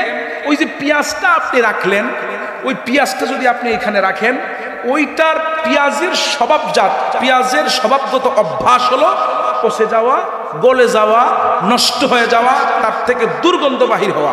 কিন্তু এই পেঁয়াজটা ভালো অবস্থায় যদি আপনি রান্নার কাজে ব্যবহার করেন, তখন এই পেঁয়াজ থেকে গুণাগুণ বাহির হয়, এটা থেকে একটা মশলা তৈরি হয়, খাবার খেতে ভালো লাগে। এখন পেঁয়াজের বৈশিষ্ট্য হলো, তার স্বভাবজাত কাজ হলো, স্বভাবগত অভ্যাস হলো পচে যাওয়া, গলে যাওয়া। ঠিক মানুষের স্বভাবজাত অভ্যাস হলো খারাপ কাজ করা, গুনাহের কাজ করা, বদির কাজ করা। যেমনি ভাবে মানুষ, যেমনি ভাবে ওই পেঁয়াজকে আপনি ব্যবহার করে রান্নার কাজে ব্যবহার করলেন, পেঁয়াজ থেকে গুণাগুণ বাহির হইল। এবার আপনি বললেন পেঁয়াজটা ইন্ডিয়া থেকে রপ্তানি করা হয়েছে, ভালো পেঁয়াজ, দেশি পেঁয়াজ, অনেক ভালো। মূলত এই পেঁয়াজের গুণাগুণ হইল নাকি যিনি ব্যবহার করার কারণে এই পেঁয়াজ থেকে গুণাগুণ বাহির হইল তার প্রশংসা আদায় হইল? কথা বলেন না কেন? বুঝেন নাই? পেঁয়াজটা ব্যবহার করার কারণে, ব্যবহারের আগে আপনি বললেন পেঁয়াজটা নষ্ট, কারণ পেঁয়াজের গুণ হচ্ছে পচে যাওয়া, কিন্তু আপনি ব্যবহারের কারণে পেঁয়াজ থেকে গুণ বাইর হচ্ছে। এখন আপনি বললেন পেঁয়াজটা অনেক ভালো, এইটা বাংলাদেশি পেঁয়াজ, দেশি পেঁয়াজ, এটা ভালো। মূলত পেঁয়াজের প্রশংসা হলো নাকি যিনি ব্যবহার করলেন তার কারণে এই পেঁয়াজের প্রশংসাটা আদায় হলো? যিনি ব্যবহার করেছেন, ব্যবহারের কারণে এই পেঁয়াজ থেকে গুণাগুণ বাহির হয়েছে। অতএব আপনি পেঁয়াজের প্রশংসা আদায় করলেও কার দিকে গেছে? ব্যবহারকারীর দিকে। ঠিক তেমনি ভাবে আমি আপনি যতই গুনাহ করি না কেন, যতই গুনাহ করি না কেন, এই যতই ভালো কাজ করি না কেন, যতই মানুষ বাহবা দিক না কেন, প্রশংসা করুক না কেন, আসলে তো এই প্রশংসাটা আমার আপনার না। আমার আপনার হলে স্বভাবজাত হলো খারাপ কাজ করা, গুনাহের কাজ করা। আল্লাহ পাক আমাদেরকে দিয়া ভালো কাজ করার, আর মানুষ আমাদের প্রশংসা আদায় করে, যার কারণে মানুষের প্রশংসা আদায় করলো প্রশংসাটা কার দিকে যায়? জোরে বলেন, কার দিকে? বুঝতে পেরেছেন সবাই? প্যাস ভাঙছে, ভাঙছে ভাইরা আমার, বন্ধুরা আমার। এরপরে আল্লাহ রাব্বুল আলামিন বলেন আলহামদুলিল্লাহি রাব্বিল আলামিন। জোরে বলি আল্লাহু আকবার। আল্লাহ রাব্বুল আলামিন বলেন, আমার গোলাম বান্দা বান্দিরা শোনো,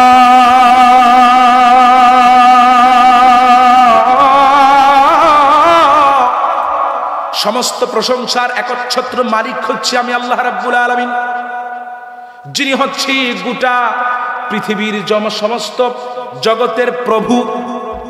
এই জায়গায় আল্লাহ রাব্বুল আলামিন রব শব্দ ব্যবহার করেছেন। ভাইরা আমার, বন্ধুরা আমার, রব কারে বলে? রবকে পরিচয় জানার দরকার আছে না নাই? রব হচ্ছেন তিনি বান্দার যখন যা প্রয়োজন সেই সময় মতো তাকে তা দেওয়াই হচ্ছে রব। আপনি ঘুমন্ত অবস্থায় আছেন, হঠাৎ করে আপনার কানের দিক দিয়ে একটা আশুলা ঢুকে গেল, কিন্তু সেই আশুলাকে ঢুকতে না দেয়া যিনি দেন না, আপনি তো ঘুমন্ত, ঘুমে আর মৃত্যুতে সমান। কথা বলেন ঠিক না ঠিক? যিনি আশুলাটা ঢুকতে দেন না তিনি হচ্ছেন রব। আপনি যখন বিপদগ্রস্ত হন আল্লাহকে ডাক দেন, দেখবেন আল্লাহকে ডাক দিলে কিছুটা হালকা মনে হয়। যাদের ভিতরে ঈমান আছে, সতেজ ঈমান আছে, তারা বলতে পারবে। যখন বিপদগ্রস্ত হন, কোনো একটা অসুবিধার মধ্যে আছেন, দেখবেন আল্লাহকে ডাক দিয়া যখন দুইটা চোখের পানি ছেড়ে দেন, তখন দেখবেন কিছুটা হলেও হালকা অনুভব হয়। প্রিয় ভাই সব, তিনি হচ্ছেন রব। বান্দার যখন যা প্রয়োজন যিনি দেন তিনি হচ্ছেন রব। নমরুদ রব দাবি করছিল, শেষ পর্যন্ত টিকতে পারছে, মশার কারণেই শেষ। এরকম ফেরাউন রব দাবি করছিল, টিকতে পারে নাই, নীল নদে পরে চুবাই আল্লাহ পাক তাকে মারছে। ঠিক এইরকম যুগে যুগে যারা অহংকার করেছিল, ক্ষমতা পেয়ে ক্ষমতার অপব্যবহার করেছিল, তারা শেষ পর্যন্ত টিকে থাকতে পারে নাই, পালাতে হয়েছে। কথা বলেন ঠিক না ঠিক? ভাইরা আমার, রব হচ্ছেন তিনি যিনি বান্দার এবং সমস্ত সৃষ্টিকুলের 18,000 মাখলুকাত, মতান্তরে 90,000 সব মাখলুকাতের খবর যিনি রাখেন, যিনি যখন যার যা প্রয়োজন যিনি দেন, তিনি হচ্ছেন রব। এই রব বুঝাতে গিয়ে আমি আপনাদেরকে একটা ঘটনার কথা বলবো, যদিও ওইটা বর্ণনা রেওয়ায়াত দুর্বল। সেইটা হলো হযরতে সুলাইমান আলাইহিস সালাম। তিনি একবার আল্লাহ পাক তাকে অসংখ্য অগণিত সম্পদ দিয়েছিলেন, বিশাল সম্পত্তির মালিক ছিলেন হযরতে সুলাইমান আলাইহিস সালাম। তিনি যখন আল্লাহ রাব্বুল আলামিনের এই করুণা পেয়ে আল্লাহ পাকের কাছে বললেন, আল্লাহ আমি আপনার কাছে একটা আবদার করব। কি? তিনি বলতেছেন, এই আবদার হচ্ছে আপনি আমাকে একটা সুযোগ দেন, আমার সম্পদ থেকে আপনার যত সৃষ্টি আছে তামাম সৃষ্টিকে একটা ওয়াক্ত খাবার খাওয়াতে চাই। সুবহানাল্লাহ বলবেন না?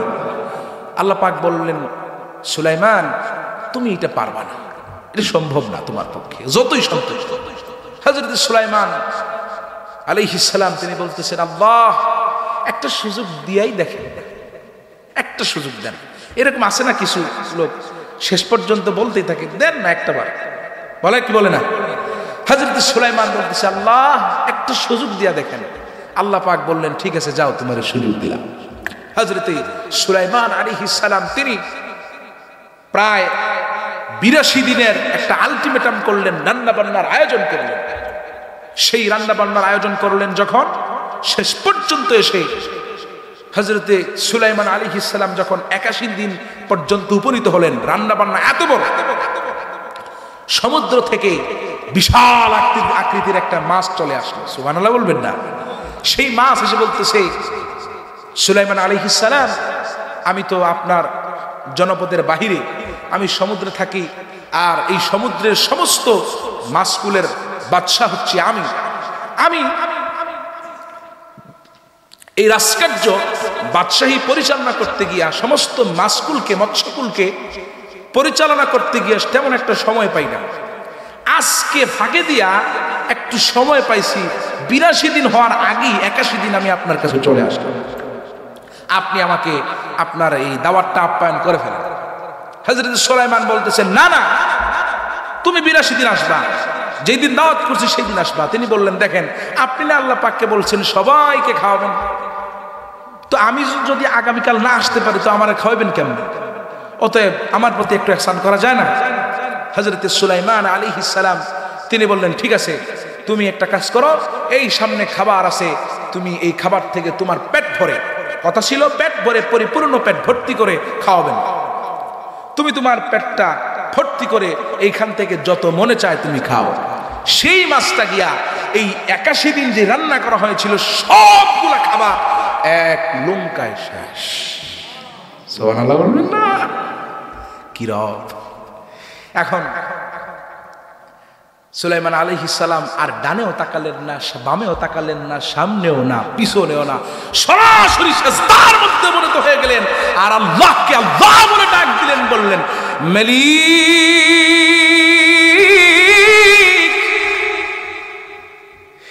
আমি পারি নাই, আমি পারি নাই। মালিক রে, আমি অনেক চেষ্টা করেছি কিন্তু তোমার একটা মাত্র সৃষ্টির চাহিদা আমি পূরণ করতে পারি নাই। মালিক রে, আমি পারি নাই। মাছকে আল্লাহ রাব্বুল আলামিন হযরত সুলাইমান আলাইহিস সালামকে বললেন, ও সুলাইমান, এই মাছকে তুমি জিজ্ঞেস করো এই মাছকে আমি কেমন করে খাওয়াই। মাছকে হযরত সুলাইমান আলাইহিস সালাম জিজ্ঞেস করলেন, ও মাছ রে, তুমি তোমার পেট কি ভর্তি হয়েছে? মাছ বলতেছে, না না না, আমার এখনো পেট ভর্তি হয় নাই। এইরকম করে করে আমার রব, আমার মালিক প্রত্যেক দিন 24 ঘন্টায় এইরকম 2 লঙ্কা করে খাবার আমার রব আমারে খাওয়া। এই মাছ সহ যত সৃষ্টিকুল আছে তাম সৃষ্টিকুলকে যিনি খাওয়ান তিনি কে? একবার বিজ্ঞানীরা কি করলো, ওই যে চড়ুই পাখি আছে না, পাখি জগতের মধ্যে বেশিরভাগ কিন্তু চড়ুই পাখি। এই চড়ুই পাখির কি করলো, পায়ের মধ্যে ছোট্ট একটা ক্যামেরা ফিট করে দিল কয়েক হাজার চড়ুই পাখির পায়ের মধ্যে। তাদের উদ্দেশ্য ছিল সব চড়ুই পাখিরা কি খাবার দাবার খেয়ে তাদের ঘরে আসে কিনা সেইটা পরিলক্ষণ করার জন্য। তারা যখন ফিট করে ছেড়ে দিল, শেষ পর্যন্ত দেখলো একটা চড়ুই পাখিও বাকি নেই, সবাই খেয়ে পেট ভর্তি হয়ে বাসায় ফিরেছে। সুবহানাল্লাহ বলবেন না? অথচ মানুষ, তুমি রিজিক নিয়ে টেনশন করো, রিজিকের ফায়সালা জমিনে না, রিজিকের ফায়সালা কোথায় হয়? জোরে বলেন কোথায়? যিনি এই সমস্ত কার্যকলাপ পরিচালনা করেন, বান্দা সহ সমস্ত সৃষ্টিকুলের যখন যা প্রয়োজন যিনি মেটায়া দেন, তিনি হচ্ছেন রব। ভাই আমার, বন্ধুরা আমার, এই গেল প্রথম আয়াতের আংশিক ব্যাখ্যা। সারা জীবন যদি আলোচনা করি, আমি কেন, সারা পৃথিবীর সমস্ত মুফতি, মুফাসসির, মুহাদ্দিসগণ যদি আলোচনা করেন, আল্লাহর এই কোরআনের এই একটি শব্দের, একটি বাক্যের ব্যাখ্যা করা সম্ভব না, শেষ করা সম্ভব না। দ্বিতীয় আয়াতে চলে আসি। আল্লাহ রাব্বুল আলামিন বলেন, আর রহমানির রহিম মালিকি ইয়াউমিদ্দিন। আল্লাহ রাব্বুল আলামিন বলেন, আর রহমান আর রহিম, তিনি হচ্ছেন রহমান, তিনি হচ্ছেন রহিম। মুহাদ্দিসিনে কেরামগণ বলেন, আর রহমান লিল আম আর রহিম লিল খাস। রহমান হচ্ছে সকলের জন্য, রহিম হচ্ছেন নির্দিষ্ট কিছু মানুষের জন্য। রহমান হচ্ছে সকলের জন্য। দুনিয়াতে আমি আপনি সহ মুসলমান, হিন্দু, বৌদ্ধ, খ্রিস্টান, দুনিয়ার যত মানুষ আছে, মুমিন, মুসলমান, কাফির, কুফফার সহ সমস্ত মানুষদেরকে যিনি খাওয়ান, যিনি পড়ান, যিনি পরিচালনা করেন, যিনি সুস্থ রাখেন, তিনি হচ্ছেন রহমান। রহমান হচ্ছে সকলের জন্য। নাফরমানি করো আর যাই করো, যিনি আপনাকে আমাকে খাওয়ান তিনি হচ্ছেন রহমান। আর রহিম হচ্ছেন লিল খাস, রহিম হচ্ছেন নির্দিষ্ট, যিনি শুধুমাত্র মুমিন মুসলমানদের জন্য রহিম। আর সেটা কখন? কিয়ামতের মাঠে। কখন? জোরে বলেন কখন? সেই দিন আল্লাহ পাক মুমিন মুসলমান এদের ব্যতীত কারো প্রতি ইহসান করবেন না, দয়া করবেন না। এই হচ্ছে রহমান আর রহিমের সংক্ষিপ্ত ব্যাখ্যা। ভাইরা আমার, বন্ধুরা আমার, 3 নাম্বার হলো মালিক ইয়াউমিদ্দিন, শেষ বিচারের মালিক যিনি, তার প্রশংসা আদায়ের কথা বলা হয়েছে।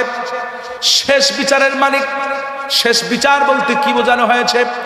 শেষ বিচার হলো ইয়াউমিদ্দিন, কিয়ামত দিবস, যেই দিন আল্লাহ রাব্বুল আলামিন কিয়ামতকে কায়েম করে ফেলবেন, মানুষের মধ্যে যখন হইচই শুরু হবে, মানুষেরা যখন দৌড়াতে আরম্ভ করবে, ছোটাছুটি আরম্ভ করবে, আগুন মানুষদেরকে দৌড়াইয়া নিয়ে কিয়ামতের মাঠে হাজির করবে, পানি মানুষদেরকে দৌড়াবে। আল্লাহ রাব্বুল আলামিন কিয়ামতের নমুনা বোঝাতে গিয়া আল্লাহর কোরআনের অনেক জায়গায় বিস্তর বর্ণনা করেছেন। আল্লাহ রাব্বুল আলামিন বলেন, ইযা যুলজিলাতিল আরদু জিলজালাহা, যেই দিন জমিনকে প্রচন্ড প্রকম্পনে প্রকম্পিত করা হবে, ঝাঁকুনি দেওয়া হবে। কিয়ামতে এমন ভূমিকম্প হবে, ইন্না জালজালাতাস সাআতি শাইউন আযীম, এমন ঝাঁকুনি দেওয়া হবে যে ঝাঁকুনির কোনো তুলনা হয় না। আযীম শব্দটি এটা ইসমে ফাইল মুবালাগা, এইটার অর্থ হচ্ছে অনেক অনেক বিশাল। আরবিতে কাবীর অর্থ বড়, আর এর চাইতে বড় আকবার ইসমে তাফদীলের সিগা, এর চাইতে বড় এটাকে বলা হয় আকবার, আর এর চাইতে বড় যেটা মাপার কোনো যন্ত্র নাই, স্কেল নাই, সেইটাকে বলা হয় আযীম। রাসূলুল্লাহ সাল্লাল্লাহু আলাইহি ওয়াসাল্লামের চরিত্রের ব্যাপারে আল্লাহ রাব্বুল আলামিন বলেছেন, ওয়ামা আরসালনাকা ইল্লা ওয়া ইন্নাকা লাআলা খুলুকিন আযীম। হাবিব, আপনার চরিত্র হচ্ছে আযীম, আপনার চরিত্র হচ্ছে সুমহান। তো রাসূলুল্লাহর চরিত্রের ব্যাপারে বলা হয়েছে আযীম শব্দ। ঠিক তেমনি ভাবে কিয়ামতের যে কম্পনটা হবে, যেই ঝাঁকুনি হবে, যেই নাড়াচাড়া হবে, এইটাকে বুঝাতে গিয়ে আযীম শব্দ ব্যবহার করা হয়েছে। সুবহানাল্লাহ বলবেন না? প্রচন্ড প্রকম্পন হবে, মা তার সন্তানকে ভুলে যাবে, গর্ভবতী তার গর্ভ খালাস করে দিবে, মানুষের অস্তিত্ব টিকে থাকবে না, মানুষেরা হয়রান হয়ে যাবে, জিহ্বাটা বাহির হয়ে নাভি পর্যন্ত ঝুলে যাবে, শরীরের ঘামে কারো ঘন্টা পানি, কারো হাঁটু পানি, কারো কোমর পানি, কারো বুক, কেউ সাঁতরাবে, জমিনটা হয়ে যাবে তামার জমিন। একটু কল্পনা করেন তো ওই দৃশ্যটা। জাহান্নাম তার তর্জনী গর্জন নিয়ে চতুর্দিক থেকে আসবে, জাহান্নামকে ৭০,০০০ শিকল দিয়া ৭০,০০০ ফেরেশতারা টেনে ধরে রাখবেন। এরপরে জাহান্নাম সবাইকে নিয়ে জাহান্নাম কিয়ামতের মাঠে হাজির হতে চাইবে। এত ভয়ঙ্কর অবস্থা, জিহ্বাটা বাহির হইয়া এই পর্যন্ত ঝুলে যাবে, ঝুলে যাবে, ঝুলে যাবে, কলিজাটা গলার কাছে চলে আসবে।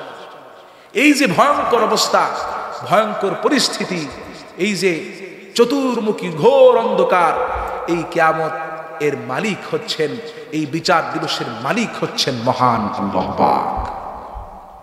এই আয়াতে বলা হয়েছে মালিক ইয়াউমিদ্দিন। ভাই আমার, বন্ধুরা আমার,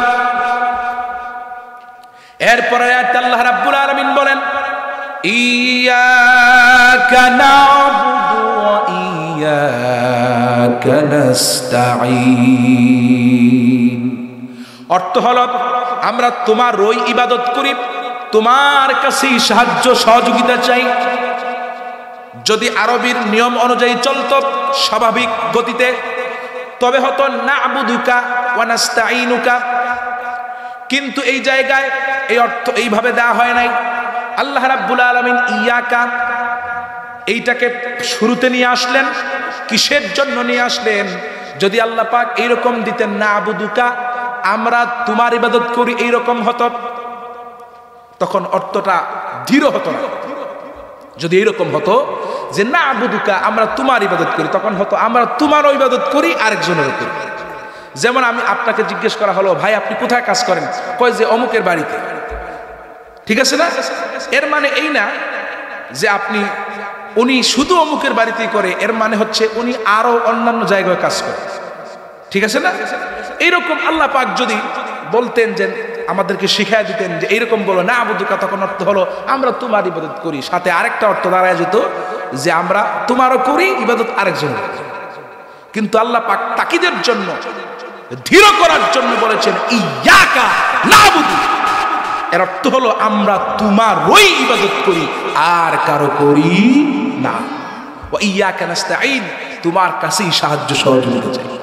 কিন্তু দুঃখজনক হলেও সত্য, কিছু মানুষ আছে যখন দুর্গা পূজা আসে তখন এই বিশেষ করে নেতার তখন বড় করে ফেস্টুন বানায়া গাছের মধ্যে এইভাবে হাত মারে। কথা বলেন ঠিক না ঠিক? আর বলে শারদীয় দুর্গা পূজার শুভেচ্ছা। বলে কি বলে না? মুসলমানের বাচ্চা হিন্দুদের পূজায় কখনো শারদীয় শুভেচ্ছা জানাতে পারে?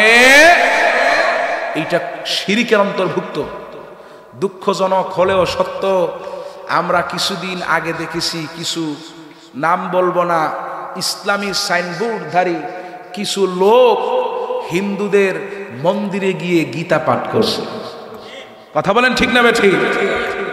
এরা আবার নিজেকে ইসলামী দল দাবি করে। আবার আমার জানা আছে অনেক ফেসবুকে স্ট্যাটাস দিছে ওই দলেরই কর্মী যে শারদীয় দুর্গাপূজার শুভেচ্ছা। তো আমি একটা কমেন্টের এই পোস্টের রিপ্লাই করলাম যে ভাই, আপনি শুভেচ্ছা জানালেন, মাথায় তো টুপি দেখা যায়, গায়ে তো পাঞ্জাবি, এরপরে গালে তো দাড়ি দেখা যায়, আপনি কেমনে শুভেচ্ছা জানালেন? পরের দিন দেখি আমার বলক মেরে দিছে, শেষ, তোমার সাথে যোগাযোগ নেই। এই অবস্থা। ভাই, আপনি ভোট নেবেন, ইসলামী রাজনীতি করেন, ভালো কথা। আপনি দাবি করেন আমি ইসলামী রাজনীতি করছি, ভালো কথা, মানলাম। ভোট নেন, আপনি ভালো কথা নেন। কিভাবে? এইভাবে ভোট নেবেন।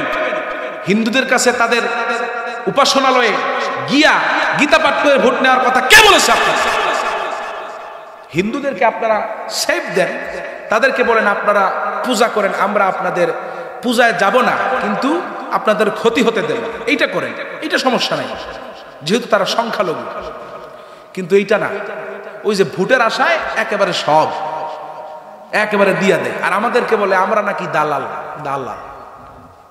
আরে ভাই, সরকারের মধ্যে যেই সরকারি ক্ষমতায় আসুক না কেন, আমরা যারা রাজনীতি করি না, রাজনীতির সঙ্গে জড়িত না, আমরা যারা রাজনীতি করি না, আমরা যেই সরকার আসুক না কেন, আমরা তার সঙ্গে ভালো একটা সম্পর্ক রাখতে হবে আমাদের দাবি দাবা আদায়ের জন্য। যেহেতু আমরা রাজনীতি করি, কথা বুঝবেন, আমরা যেহেতু রাজনীতি করি না, সরকার যেই আসুক তার সঙ্গে আমরা ভালো আচরণ করা লাগবে, তবে তার জুলুমের সাথে সায় দেওয়া যাবে না। এখন আমরা যখন তাদের পক্ষ নিলাম, এই তাদের সাথে সুসম্পর্ক রাখলাম, তখন তোমরা বলো আমরা হয়ে গেছি দালাল, আর তোমরা যখন থাকো তখন হয় হিকমত। কথা বলেন ঠিক না ঠিক? এই হিকমতের দরকার। আল্লাহ পাক আমাদেরকে এই সমস্ত খারাপ কাজ থেকে, এই সমস্ত অনিষ্টতা থেকে সকলকে মুক্ত করুক। সকলে বলি আমিন, আর জোরে বলি আমিন। ওয়া আখিরু দাওয়ানা আনিল হামদুলিল্লাহি রাব্বিল আলামিন। আস্তাগফিরুল্লাহ, ইন্নাল্লাহা গফুরুর রহিম। আস্তাগফিরুল্লাহ রাব্বি মিন কুল্লি যামবি ওয়া আতুবু ইলাইহি। লা হাওলা ওয়ালা কুওয়াতা ইল্লা বিল্লাহিল আলিয়্যিল আযীম। আল্লাহুম্মা আমিন। ربنا تقبل منا إنك أنت السميع العليم وتب علينا يا مولانا إنك أنت التواب الرحيم. ربنا ظلمنا أنفسنا وإن لم تغفر لنا وترحمنا لنكونن من الخاسرين. الله تعالى রব্বুল আলামিন, এতক্ষণ পর্যন্ত যা আলোচনা করলাম, তামাম আলোচনার ভুল ত্রুটি আর বেয়াদবি মাফ করে দিয়া যাটুকুন সওয়াব মঞ্জুর করেছেন আপনার বন্ধুর বাড়ি সোনার মদিনা তৈয়বায় পৌঁছাইয়া দেন। মালিক,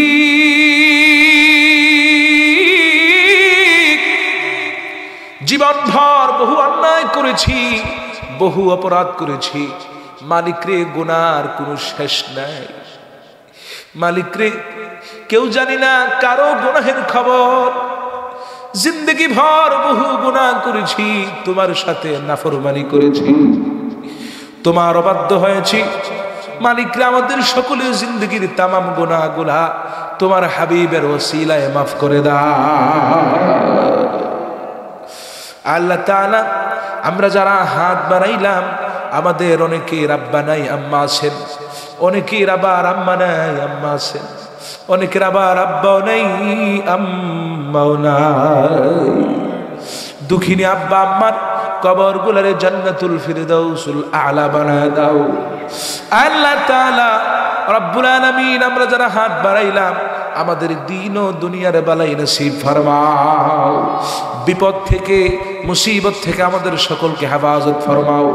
এই মাহফিল যারা আয়োজন করেছেন, বন্ধু রিয়াদ সহ, একরাম ভাই সহ, এই পরিবার সহ, এই এলাকাবাসী সহ, বাংলাদেশ আঞ্জুমানে আল ইসলাম তারামিন ইসলামিয়ার যে সমস্ত ভাইরা এই মাহফিলটি আঞ্জাম দিয়েছেন, তামাম রে কবুল আর মঞ্জুর ফরমাও। মালিক রে, এই মাহফিলের সম্মানিত সভাপতি যিনি ছিলেন, আল্লাহ তাআলা গতকাল হঠাৎ করে তিনি দুনিয়া থেকে বিদায় হয়ে গেছে। আল্লাহ রে, কে কখন চলে যাবে কেউ জানি না। আজকে এই চেয়ারে বসার কথা ছিল, কিন্তু তিনি বসেন নাই, কবরের মধ্যে শোয়া অবস্থায়। আল্লাহ, তোমার বান্দার জিন্দেগীর তামাম গুনাহগুনের মাফ করে দাও, কবরের জান্নাতুল ফিরদাউস বানায় দাও। এইভাবে রিয়াদের আব্বা সহ এই এলাকার যত মানুষ কবরবাসী, তামাম রে মাফ ফরমাও। তামামের কবরগুলারে জান্নাতুল ফিরদাউসুল আলা বানায় দাও। আল্লাহ তাআলা রব্বুল আলামিন আমাদের সকলের ব্যবসা বাণিজ্য চাকরি নকরি রুজি রোজগারের মধ্যে বরকত দান ফরমাও। আল্লাহ তাআলা রাস্তাঘাট গাড়ি ঘোড়ার অ্যাক্সিডেন্ট থেকে, অনিষ্টতা থেকে আমাদের সকলকে হেফাজত ফরমাও। ওয়া সালামুন আলাল মুরসালিন ওয়ালহামদুলিল্লাহি রাব্বিল আলামিন। ওয়াজআল আখিরা কালামিনা ইনদাল মাউতি লা ইলাহা ইল্লাল্লাহ মুহাম্মাদুর রাসূলুল্লাহ সাল্লাল্লাহু আলাইহি ওয়াসাল্লাম।